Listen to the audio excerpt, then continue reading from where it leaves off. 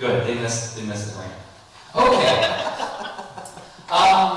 So this is week 2 of ecumenical church councils. I'll give a quick recap, and then I want to do some follow-up information. I'm going to be too hot for this shirt. I'm already sweating.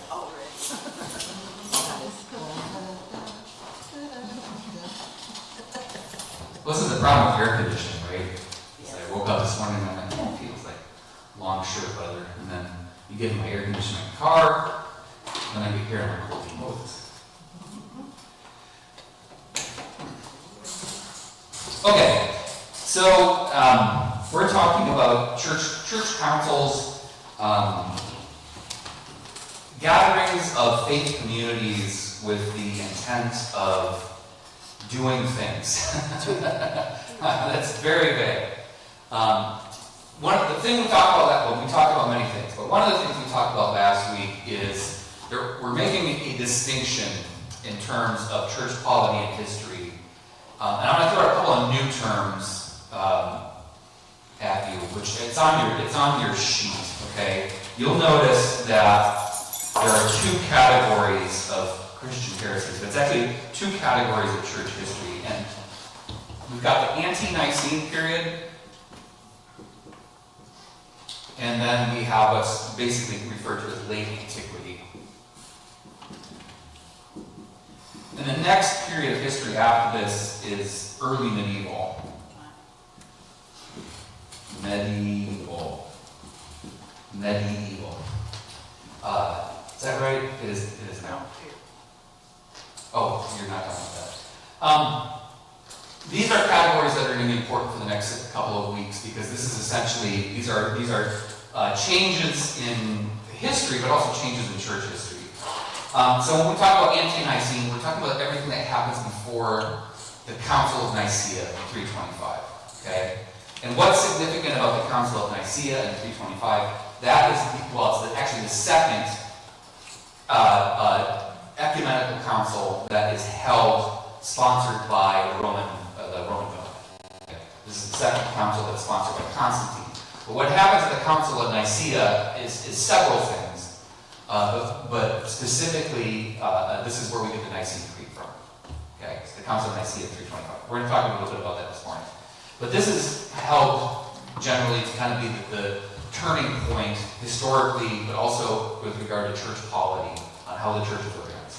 So everything that happens before that we call the ante-Nicene, before the Council of Nicaea in 325. So that is the councils of Carthage that we talked about last week, dealing with all kinds of different stuff. You'll notice I gave you a sheet of a list of early Christian heresies, which we're going to talk about in a bit, and those are organized in the same way. I'm putting my cart before my horse. Late antiquity is the end of the Roman Empire. I mean, not like the end, but the latter half of the Roman Empire. Okay. Late antiquity basically runs up into the 5th century, where the Western Roman Empire starts to crumble. Okay. And historically speaking, the Western Roman Empire does not end in a day or in a year even. It's a slow kind of slow dissolution. The reason that changing point is important is because through late antiquity, the leadership of the church and the leadership of the Roman Empire are in some ways not synonymous, but they're walking in lockstep. Because after Constantine lifts the lid off Christianity and officially approves it as a valid practice for Roman citizens, the Roman state then begins the organization of the church, where we get church polity and church bureaucracy and hierarchy from in this era is from the empire itself, which again is one of the critiques of it, but that is what it is. So when the Western Roman Empire crumbles, what's left is the church. Okay, and historically speaking, I like everybody I talk to, this is the thing you have to understand about how we get to medieval Catholicism, right? This is how we get to the Reformation. Is basically the church gets left holding all the eggs, right? Or, that's not the right metaphor. Holding all the marbles, holding all the... You understood what I was talking about, right? They get left being the sole kind of island of stability in a very chaotic world. you want to talk about early Middle Ages, early medieval time. It's dark. They're called the Dark Ages for a reason. And so when we talk about early medieval, then we're talking about the formation or the transformation of what is becoming the new church. Okay, and this basically runs up through end of the first millennium, right up into the Great Schism. Okay, but there's a lot going on here as well too. For the purposes of what we're talking about, we're gonna spend today talking about ante-Nicene heresies and councils. Next week we'll get into late antiquity. I think the following week we'll get into early medieval. And what we're going to focus on next week specifically is what are called the 7 early ecumenical councils. And the reason those are important, I mentioned it last week, is those 7 councils are the touchstone for orthodoxy. Touchstone is the wrong metaphor. They are the thing that orthodoxy orbits around. Okay, because depending on what faith tradition you come from, you will acknowledge either 4 or 6 or 7 of those ecumenical councils as being authoritative. Okay, not all of them are for every tradition. And we're not talking about non-denominationalism here. We're talking about Protestantism, Catholicism, and what we refer to as Eastern Orthodoxy. Right? Those are the kind of 3 ones. And depending on which flavor you're coming from, you will acknowledge different numbers of those ecumenical councils. But those 7 are major waypoints in history regarding theology, okay? And regarding formation of church, polity, bureaucracy, hierarchy, all that jazz. I'm going to posit a question to you here, and there's not a right answer. It's more I want you to think about it. When does Christian orthodoxy, and I don't mean what we refer to as the Eastern Orthodox Church, but when does orthodoxy occur? First question, what does that word mean? What is orthodoxy? What do you think? I think it means like a kind of a prescribed set of beliefs and values that, most people, particularly the church hierarchy, would subscribe to. Yes. Yes, and I'm going to clarify a couple of things here.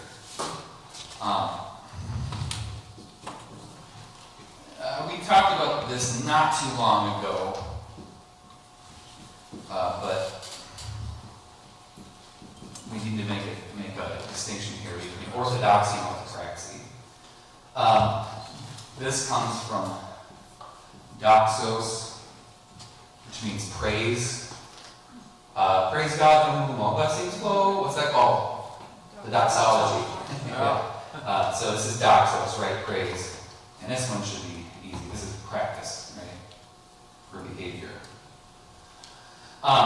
We make this distinction, especially in terms of religion, because orthodoxy is specifically the things that we believe. It is theology, okay? It influences orthopraxy, but they're different things. So, Matt, you summed it up very well when you said these are the things that, the church kind of agrees on as the right beliefs.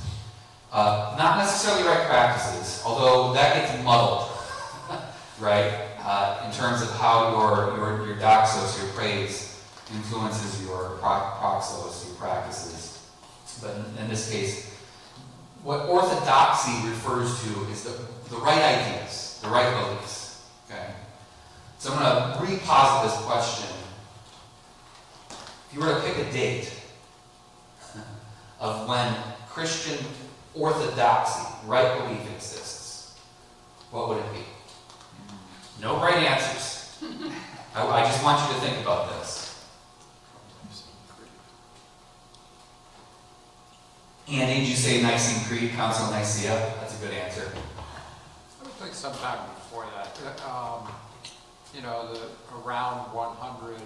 Okay. A little into the early 100 AD, you were sort of getting all of the Gospels and Sure. New Testament writings. Sure. Okay. Sort of there, but not not completely accepted all the time. Yeah, so we've got 325 Council of Nicaea, Nicene Creed. Matt's throwing out there, we'll call it early 2nd century. Yeah. Right after 100, where we've got Gospels that people are using. The canon, we don't know it yet, but is effectively closed. Where in the influential writings, the letters, the epistles have been written, they're being circulated. That's a good answer as well, too. Any other thoughts out there? How would you define epistle?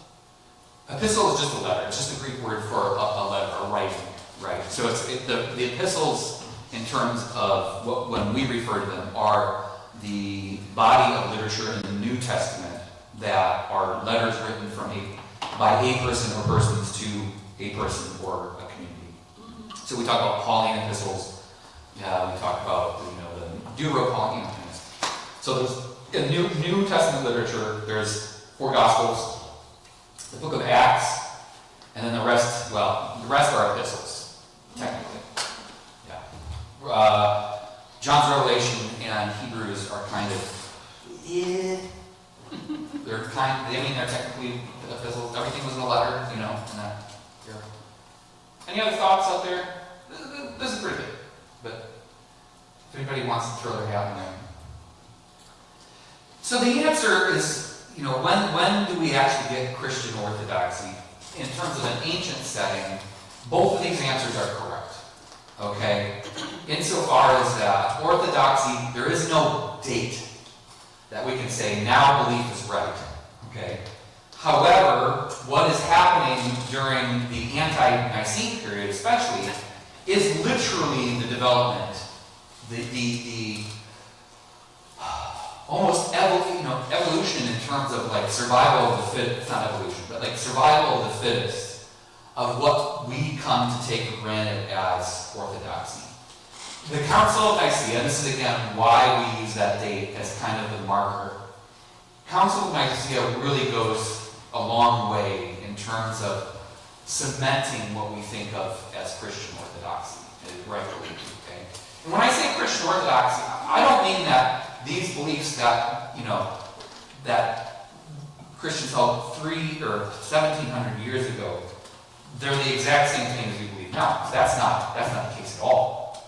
But the things that we take for granted in terms of Trinitarianism, in terms of Christology, okay, those things are roughly solidified by the end of the late antiquity. And Council of Nicaea is where the basics really kind of get hammered out. Okay?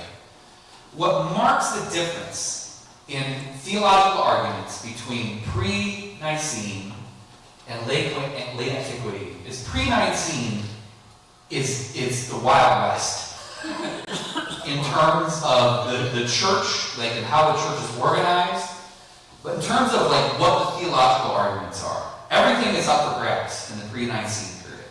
Okay? Post-Council of Nicaea, it's much more civilized. And what I mean by that is all those things that were up for grabs have been roughly kind of settled. The major theological argument that occurs in late antiquity is who is Jesus. It's who is Jesus, which we refer to by the term Christology.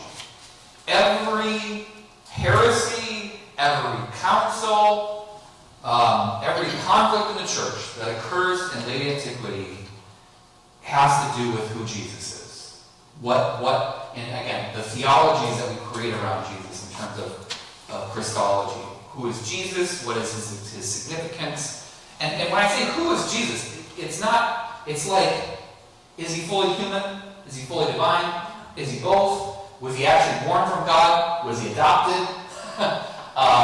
Is he a spiritual being? Is he a physical being? All these questions are up in the air during late antiquity. And this is one of the things that I just think is so important. If Paul were here, he would probably chime in as well too. Is that we take for granted this idea that if you go down the street and you ask people if they're Christians, and somebody says yes, I'm a Christian, you ask them what that means. We take for granted that by and large, we'll have things that we agree on. Okay? I would argue that even those people that I disagree with 99% in terms of theology, we can agree on the concept of a Trinity. We can agree that Jesus Christ, Jesus of Nazareth, son of Joseph, the Anointed One, is Lord and part of that Trinity. Those things we can agree on. In 286, that is not an assumption that you can make at all. Okay? And this is what I want us to understand. So another answer to when this Christian orthodoxy gets settled, the answer is it never will be. Okay, this is a kind of a Lutheran perspective, which is that we are, as a Reformation tradition, we are acknowledging that who we understand God to be and how we understand God to operate in the world is constantly changing and transforming. There are always going to be the things that we can point to and say, well, no, this is who God is. But our understanding of what right belief is malleable, right?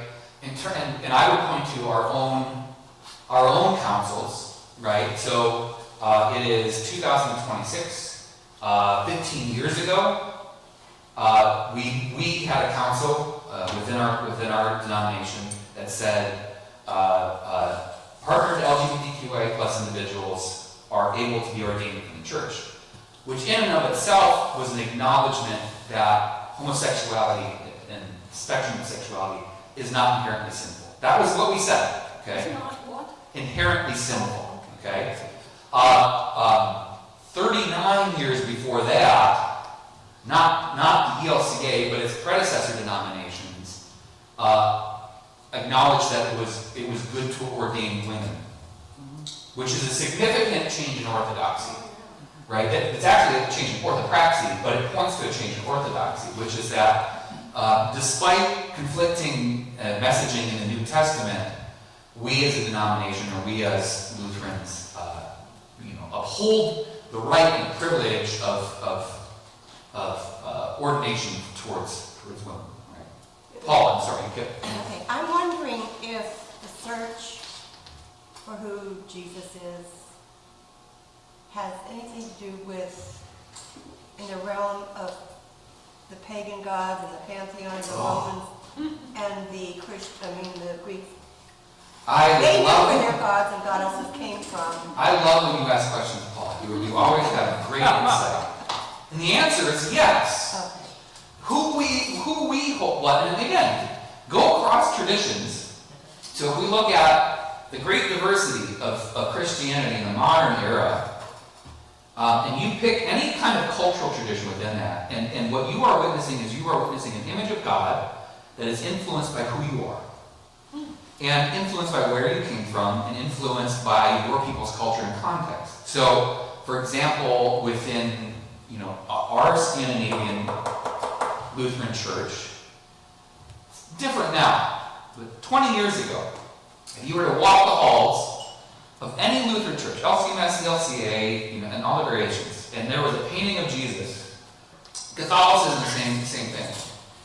If you, 30 years ago, if you were to walk into an AMC, a black church,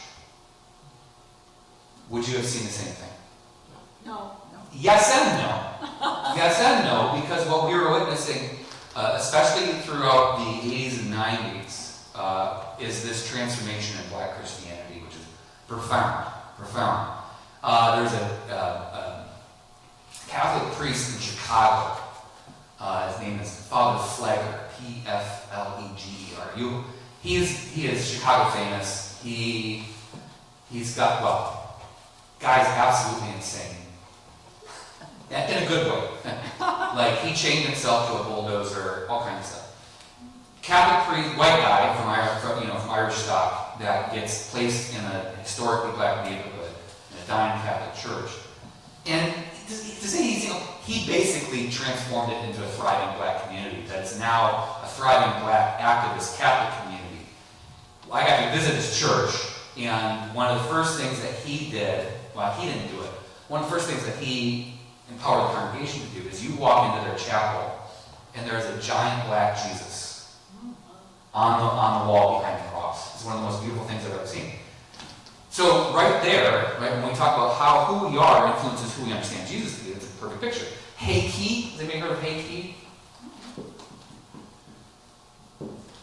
Is a Korean artist that does Christian art. You have seen Heiki and you don't know it. A lot of our bulletin covers feature art from Heiki on it. And he famously has a Korean Jesus that's very beautiful. But he does kind of like cubism, is that the right term? Abstract, more abstract, less real, And that's just in terms of like who we physically understand Jesus to be, who we imagine Jesus to be. The movie Dogma, featuring Matt Damon and Ben Affleck, famously casted Alanis Morissette as God, which caused a big stir. I thought it was pretty awesome. Well, The Shack also. The Shack features a black woman as God, 100 years ago, I don't know if that imagination exists within humanity. 1700 years ago, we would be outed as heretics for those images of the divine. So, again, this is why I think I think everything's important. This is why I think that this is important, is understanding who people understood Jesus to be in the year 100 versus the year 325 versus the year 2026. Things have changed a lot, and that's okay. That's okay. But this is why you can't let anybody tell you, let me tell you who Jesus is. Right? It's like, has God revealed themselves to you uniquely? That's Montanism. Okay. Alright, good. So, one of the things Paul suggested last week, which I think was a great idea, in terms of helping us kind of wrap our brains around a lot of these things, is rather than necessarily looking at a list of councils, which we're still going to talk about councils, but let's talk about a list of heresies. Because one of the things that I told you last week is almost every council that's convened, whether it be a synodical council, synodos, pre-Nicene, or an ecumenical council, church-wide council, convened post-Nicene, all of them are in response to theological wandering.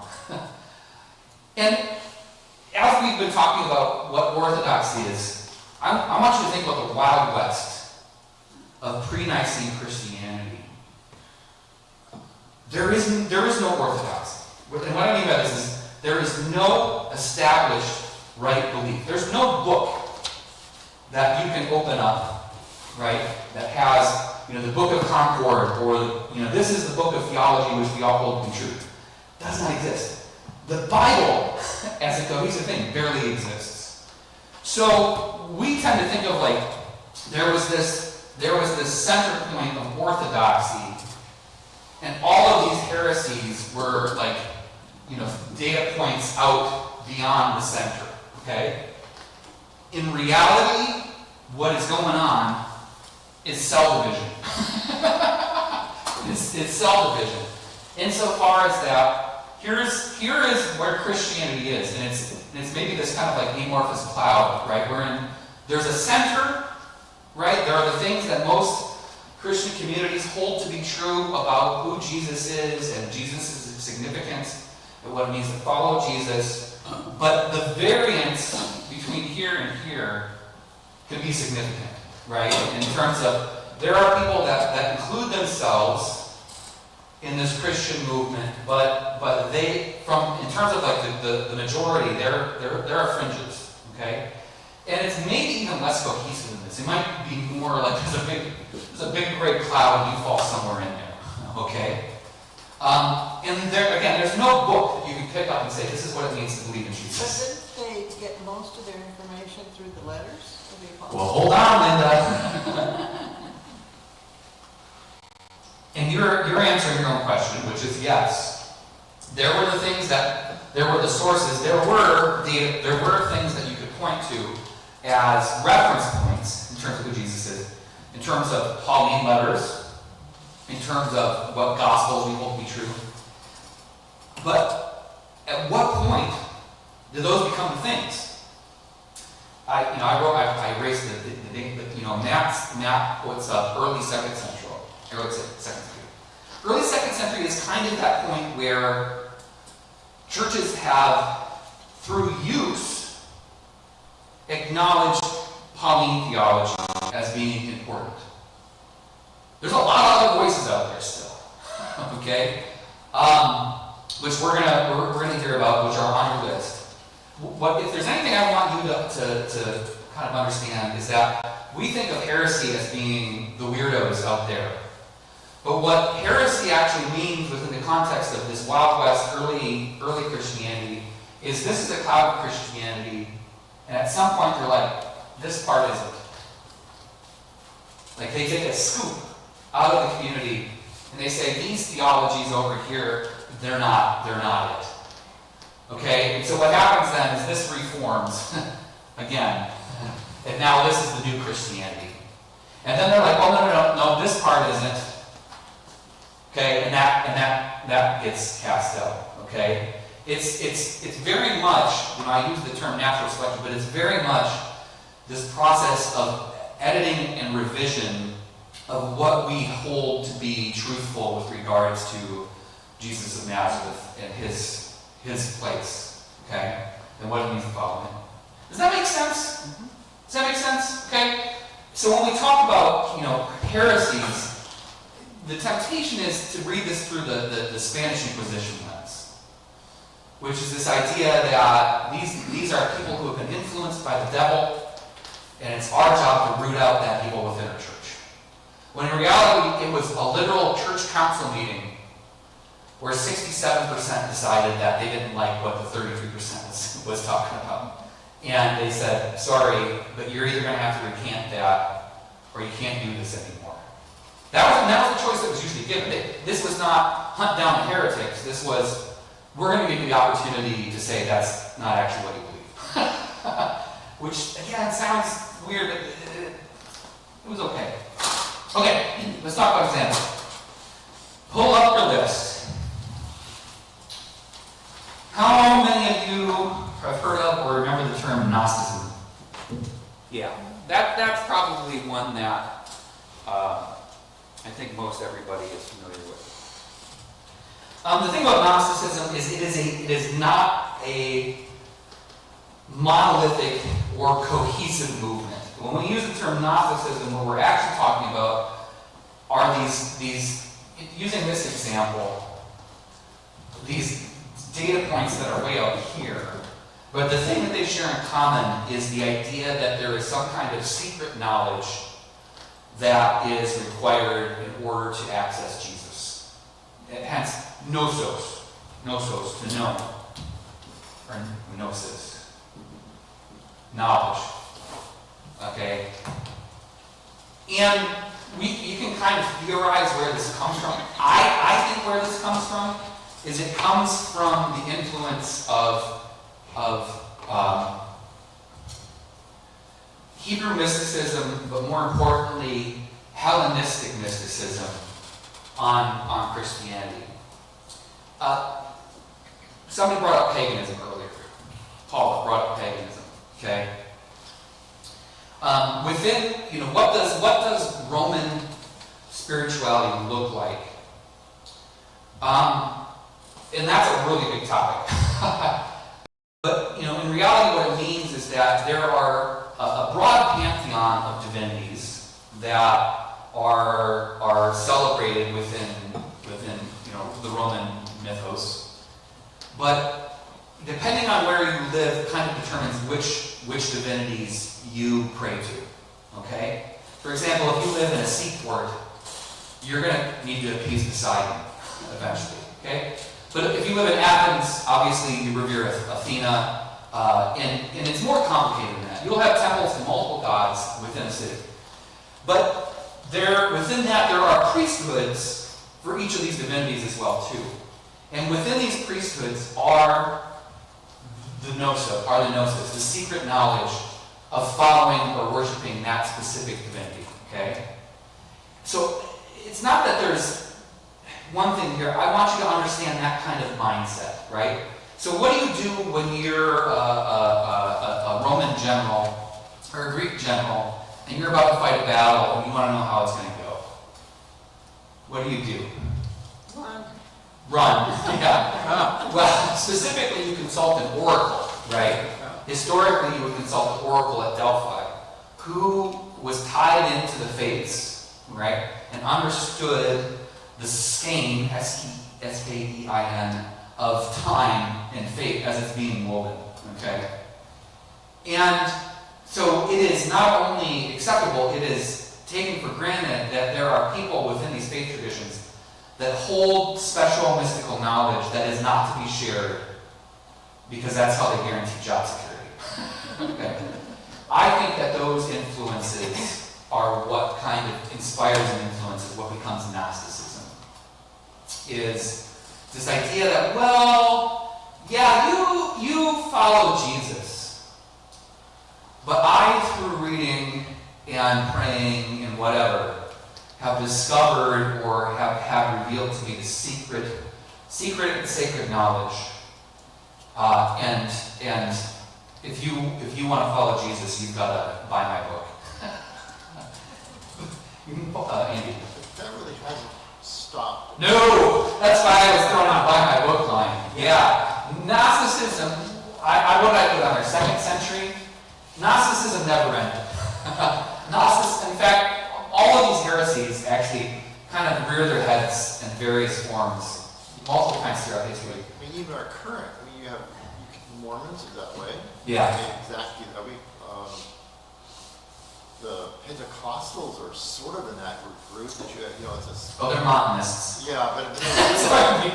yeah, but they're Yeah, no, absolutely. Well, you could argue that all denominationalism in and of itself tends to stray into that when you start talking about, well, our theology is better. But it's not just our theology, it's our theology that only we know and can only be discovered through this specific method, maybe only if you're male, right? Or maybe only if you did whatever. And yeah, again, and no casting no aspersions on our LDS sisters and brothers, but the fact that Joseph Smith, got his stuff off magic golden plates, that's Gnosticism in a nutshell. Okay. But I would also say that when you run into a church where the pastor gets up and says, let me tell you what has been revealed to me in Leviticus, and you should only listen to me, and you should definitely go to all my Bible studies and buy my book, right? Or listen to my YouTube channel. That is straying into Gnosticism as well too. And it's not that Gnosticism in and of itself is fundamentally wrong, but it was proven to be fundamentally incompatible with Christianity. Okay? That's the most important part. Okay? Is that Jesus is a revelation.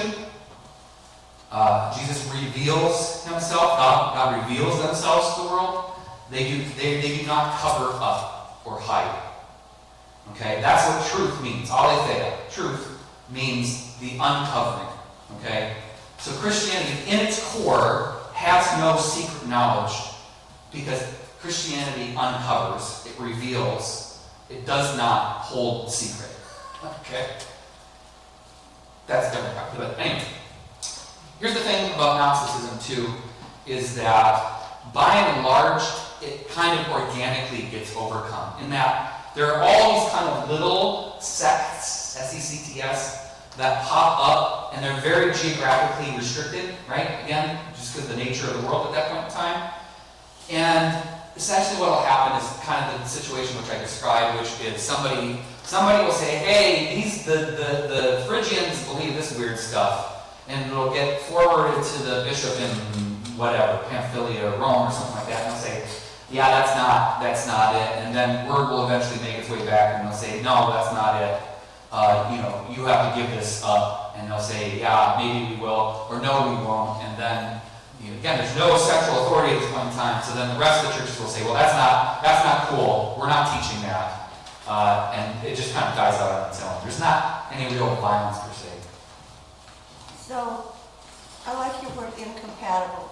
Yeah. You use that to make a statement like heresies, Christian heresies, are incompatible with what we've taken to believe.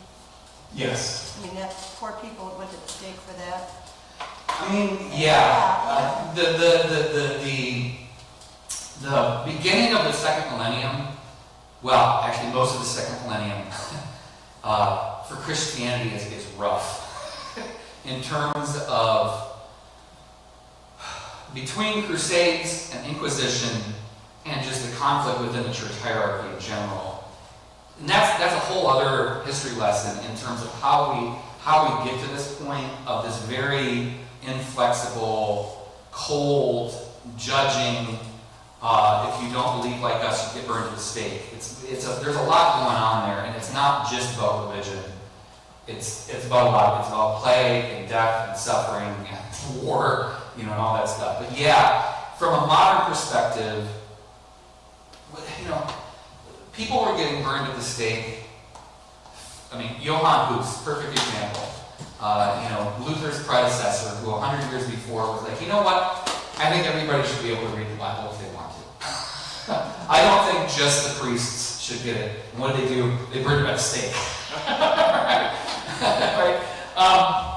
At no point was the Catholic leadership like, you know what? He's just not compatible with our theology. Which is why I think it's really important that we acknowledge that, for the most part, these things that we're referring to as heresies were people that held a convicting belief, but it wasn't compatible with Christianity. And a lot of times, where did they get those beliefs from? They brought it from their culture, from their context, from the religion that they were maybe following before they started following Jesus, which is still happening, right? Look at the cult of Santa Muerte in Mexico, right? Which is the veneration of this strange crossover between Mictlantecuhtli, which is a Aztec deity of death and judgment, and the Mother Mary. It's this syncretism, these two images. Dia de los Muertos, right? Day of the Dead. So it's ancestor veneration. All this that has been absorbed into what is, Mexican Catholicism. But at the same time, Santa Muerte is celebrated by the Mexican cartels because she is the image of vengeance that is used as justification for the violence they do towards those who have, and that's an example. But we could also point at our veneration of Lutefisk and Lefse. Right? And I'm being a little bit facetious here, but our own cultural practices have made their way into what have become a religious practice, and it becomes dangerous when it becomes, well, but if you don't do these things, you're not like us, right? You're not Jesus. I was reading an article in the paper this week about within the Catholic Church, they had this group of priests called the Society of St. Pius X. Yes. And they have a big flap going right now. Yes. Because this group, some of them are bishops who have the authority to consecrate other bishops. Well, they've all been excommunicated now. They have. They don't have that authority anymore. But I mean, if you think about, this is this week that this is going on in the church. And here's Pope Leo, who's this American Pope. Some of the members of the society are American priests and bishops. Yes. So it's really, you don't hear much about it, but it's really a pretty big deal within the Catholic Church. In fact, I think it's a huge deal because you've got this heretical group of ordained people breaking away from the church, right? Well, and here's the fun thing to think about, right? It's what makes them heretical. It's the same idea, right? And why only now did they get excommunicated? Because they consecrated the bishops. Exactly. But not just because they consecrated bishops, it's because they consecrated bishops without the approval of the Holy See. Right? They were still allowed to consecrate bishops, but only if they went through the established process. They were doing it on their own. They were just saying, you're a leader now, and you're a bishop, and you're a priest, and you're a bishop, without any consultation of. And so what Rome said is, if you do it again, we're going to excommunicate you. And not only did they do it again, they hold a big party, and they consecrate like 15 of these people, and then made a big stink about it. And so of course the church is like, sorry. But also, these people worry me. if you actually dig into some of the things that because the thing that gets held up is, well, they want to do the Latin, Mass in Latin. Well, there's a lot of the old conservative Catholics. It wasn't just that. It was, they were holding up theologies and teachings which were directly in conflict with, especially the last two popes, right?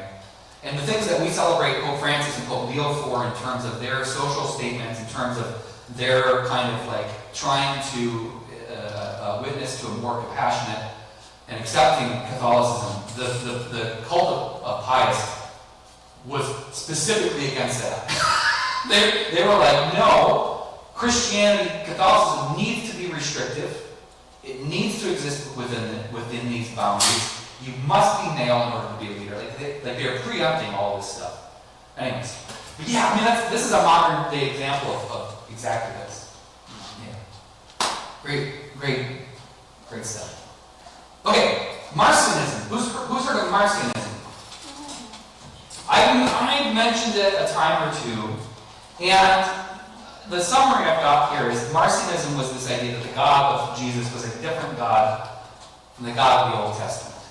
So Marcion starts preaching around 144 CE, and again, just as a note, none of this stuff happens in a vacuum. He's influenced by other people. He influences other people. He dies not too long after this. He dies in 160, but the stir that he creates lasts for at least another 40 or 20 years. But more accurately, we're dealing with Marcionism up into the 4th century. Okay, it actually clings around for a long time. But Marcion's whole thing, in a nutshell, is that Marcion found Jesus to be a likable dude. He was kind and compassionate, and he healed the sick and suffering. He preached love, right? And Marcion went back, and Marcion did not come from a Jewish background. Marcion goes back and is reading the Hebrew Bible, and he's like, the God of the Hebrew Bible doesn't seem anything like Jesus. Does anybody have that reaction before? Yeah, me too. All the time. Well, in fact, today's first reading has some of that stuff to it. So Marcion kind of took it in his own hands, and he said, you know what? I don't think Jesus has anything to do with the Hebrew God. I think they're actually separate people, or separate gods. I think Jesus is the new God. And then Marcion took the Bible and a pair of scissors and cut out the parts that he wanted and said, this is the new God. That's Marcionism in a nutshell. Andy? So I guess the question now is, for the Gospels that I know there are others. Yeah. But the question now becomes, if you look at the Gospels and you look at what Jesus stated in those Gospels, how can you even come close to that? You can say, yeah, it's a different, it looks different from the Old Testament to the New Testament, but in the New Testament, Jesus states. Yeah. There's a lot of problems with Marcion. Yeah. Marcion's. But, I would love, for us to think two ways about it. One is we can see where it's coming from. But also understanding perhaps why the church said, sorry, that doesn't fit. Because Marcion actually then published what he called the Gospel of Marcion. This is where he keep going to the next level. Rather than saying, I wish we would talk about our image of God as revealed in Jesus Christ, and think about the compassion and love that we witness there, and contrast that with some of the violence we see in the Hebrew Bible. Maybe we should talk about that as a church. Like how do we reconcile these things? But no, instead he said, I am going to publish the Gospel of Marcion, which was most of Luke and the Pauline epistles, and that was it. You got rid of everything else. Because Matthew talks about the Old Testament too much. I don't know specifically what his problem was with John or Mark, but he thought Luke portrayed the best version of it. So Jesse, was Marcion actually an individual? Or Yes. A group of people? Nope. Marcion of Sinope was born in Rome around the year 85, somewhere between 85 and 100. He died in 160. And so he specifically was responsible for this. But he was publishing, he was preaching, he was recruiting followers, and We know this because we're still dealing with outbursts of Marcionism all the way up into the 4th century and beyond, where you'll kind of get a group of people that like rediscover Marcion's teaching and say, that's not a bad idea. I mean, let's be fair. Have you ever talked to anybody who's like, you Christians, I don't get it. You talk about Jesus' love, but I've read the Bible. Have you read Judges? Man, that's an angry God. I would be okay with Christianity if you just stuck with the goods, if you just stuck with, the teachings of Jesus. That's Marcionism, which is fine, right? And then whatever was going along with the Crusades, talk about an angry God that was being portrayed. Oh, Lordy. Yes. There are multiple points throughout history that it's kind of like, maybe Marcionism wasn't a bad idea. Well, no, but what I'm saying is portrayed. Yes. It wasn't who he was, but Yes. it was portrayed as. Yes. Absolutely. One thing I would point out about Marcionism, and just to kind of reaffirm how much of the Wild West this was. Anybody heard of the theologian Tertullian? No. That name's, you might not be able to articulate specifically what he was about, but that name rings a bell. He was one of the more prolific writers in early Christianity. He wrote a lot of stuff. He became a Marcion. He signed up and died before he got a chance, before it got really spicy. But he wrote he was an early Simon. He later denounced it, later on in 208. But Marcion actually had a lot of followers. I think Tertullian also got on board with Montanism at some point too. That sounds about right. It says here that he also was the son of a bishop. Marcion? Yes, that sounds familiar. So again, this isn't coming out of the void. It's not coming out of nowhere. These are people within the movement, right, that are sending out this. All right, let's talk about Montanism, which is kind of my favorite. And to connect this back to the councils, I referred to these early synods, these early synodos. Every single one of these early synodos is dealing with these things. So, like the Council of Carthage, which I mentioned last week, is dealing with Montanism. There's a Council of Phrygia or something like that, which was dealing with Marcionism. So what happens is Marcionism will flare up in a city or a group of cities, and bishops of that region will say, hey, we need to sit down and talk about this. And they'll deal with it, and then what they'll do is they'll shoot a missive off to Rome, which, again, there was no, Catholicism would say there was a pope. There wasn't a pope. Rome was just kind of de facto considered the center of everything at that point in time. So you would defer to Rome, or at least use Rome to communicate. And so you would get together the bishops of Phrygia and Pamphylia or whatever, and you would say, hey, bishops or people in Rome, we have met as a group of people and we've decided that Marcionism is bad news. Can you circulate that to the rest of the communities for help in case that pops up in their community, right? But there's no this is law, okay? Let's talk about Montanism. This is one of my favorite, let me describe it to you and see if this rings a bell. So, Montanism is founded by a guy named Montanus. It has nothing to do with the state of Montana. Two very different things. It's a guy named Montanus, and he pops up in mid to late 2nd century. But Montanus, his whole thing was prophecy. Insofar as that Montanus held that true Christianity or true following of Jesus was revealed through prophetic figures, okay? And obviously, looking at the history of the old, prophets within the Old Testament, with the prophetic tradition as it gets carried into the New Testament, he's not pulling this out of nowhere. But specifically, there were 3 prophets that were at the center of Montanism, which were himself, and then 2 women, which was fun, interesting. And their names are Prisca or Priscilla. Priscilla. Well, her actual name is Prisca, but Illa is the divinization, so it's little Prisca.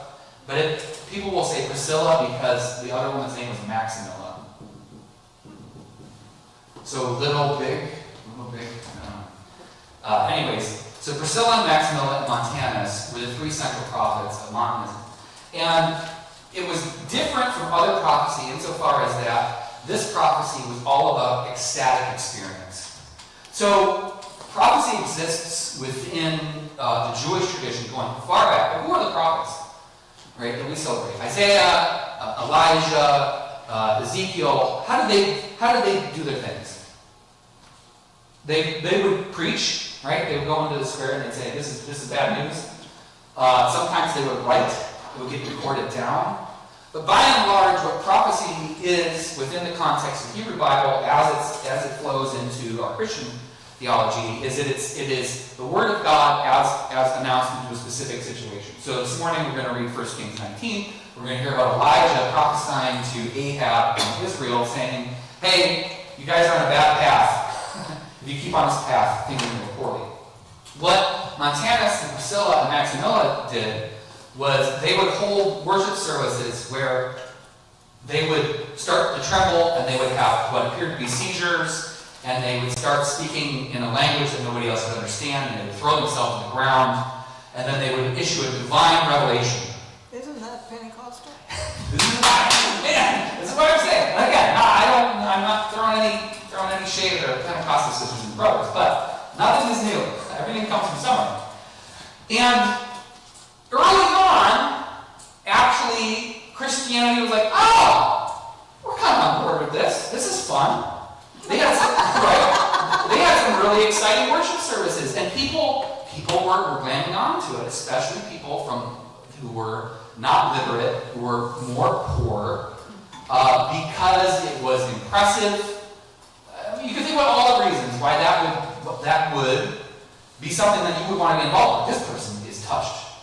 This person is touched by something, right? And yeah, obviously God is speaking through them. Okay? But then, as happened with a lot of things, they just got to keep going one step further.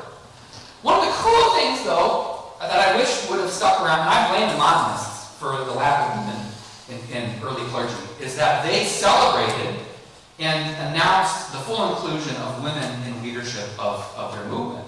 Okay, they were all about, again, Maximilla and Priscilla, center of this movement. But women and men had to be extremely pious and chaste. Okay, they had a very comprehensive list of personal, ethical, and pietistic behaviors that were accepted and were required in order to be accepted within Christianity. You have that list. Let me see here.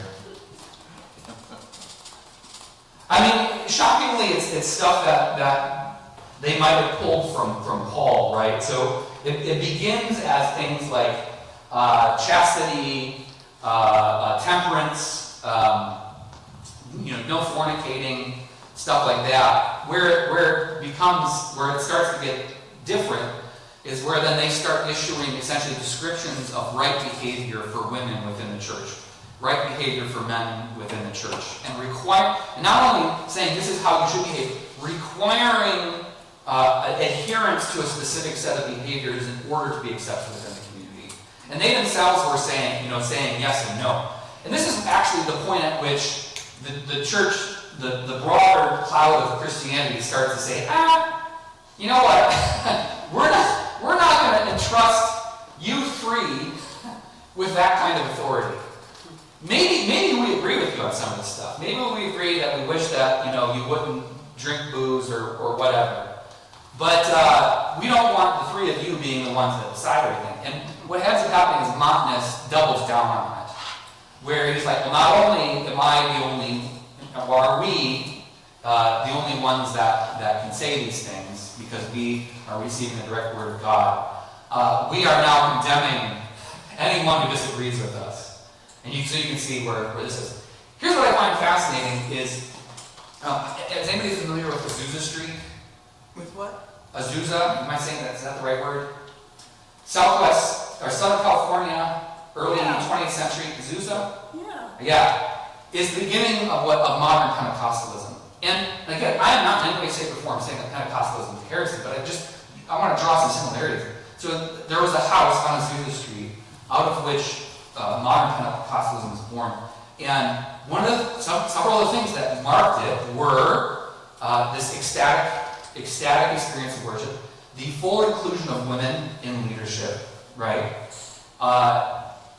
I'm not going to list all things, but there's a remarkable similarity. In fact, many scholars will point to Montanism as perhaps an influence for early Pentecostalism. But what happens, unfortunately, within that faith movement is that originally it was this this pro-equality and inclusion and reached out to poor people, especially ministered to and with women. It was racially very diverse. I mean, there's a lot of black women, and a couple of white guys came in and took it over and splintered off an offshoot of what was beginning to be called Pentecostalism. And guess which version kind of survived? The very kind of white offshoot.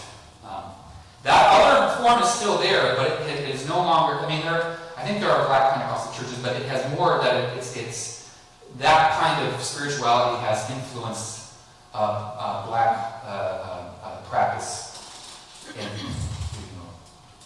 Anyways, that's Montanism. 1032. Okay, real quick. Just so you kind of get an idea. Because again, the things that are getting talked about in pre-Nicene Christianity are on a much broader scope. Okay? Post-Nicene Christianity, we're dealing specifically with Christology, so who is Jesus? We've already kind of seen that. Like, the things that are up for grabs in this early Christianity is everything from who is God to how do we do this to what does it mean to be clergy. That was the other thing that Montanism was doing, is they were like, and we're the ones that are going to determine the behavior of clergy, and so we'll do the ordaining. Thank you very much. They were really trying to grab the range. Adoptionism is on your sheet. This is a fascinating one, and this is the kind of the beginnings of Christology. So adoptionism pops up in the 3rd century, third century really. It pops up again post-Nicaea, but it's this idea specifically that Jesus was not literally born from God, but he was adopted. Right? Sorry, Jesus, you're adopted. Which has to do with what Jesus is, right? And you can kind of see where that might come out of. It's reconciling this idea of the virgin birth, like what is that all about? And so perhaps, Jesus was born of Joseph, but he's actually the Son of God. You said he wasn't born out of God. But God kind of is like, now you're my son, right? So you can kind of see where this comes out of. And again, to empathize with these folks, it's struggling with and wrestling with these ideas that we take for granted 2,000 years later, but they didn't come out of nowhere, right? Also, the Roman emperors were classic to adopt their son.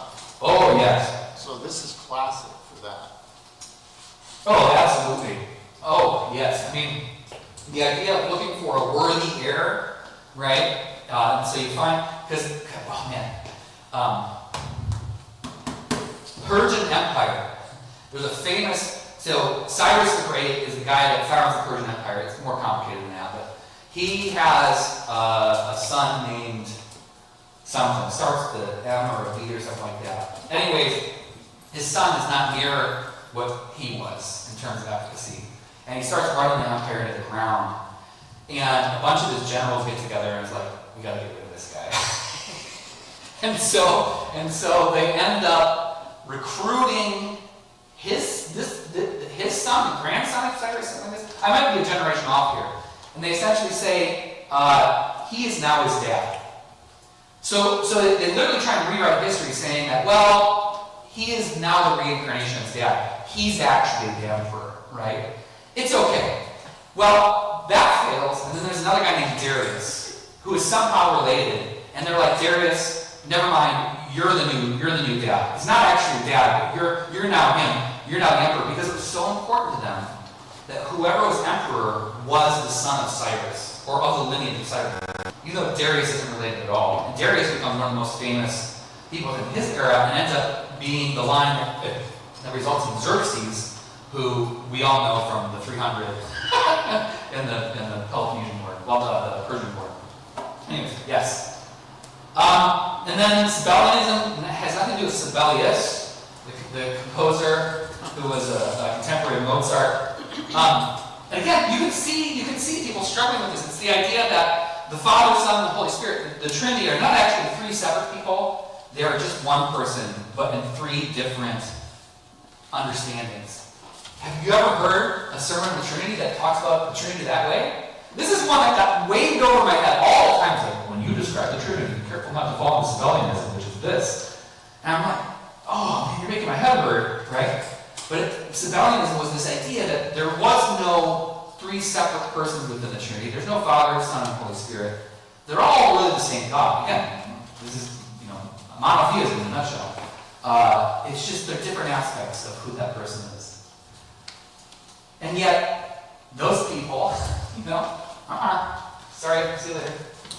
And finally, Docetism. And this is, again, that we're getting these precursors of Christology. It's the idea that Jesus was not actually a physical being.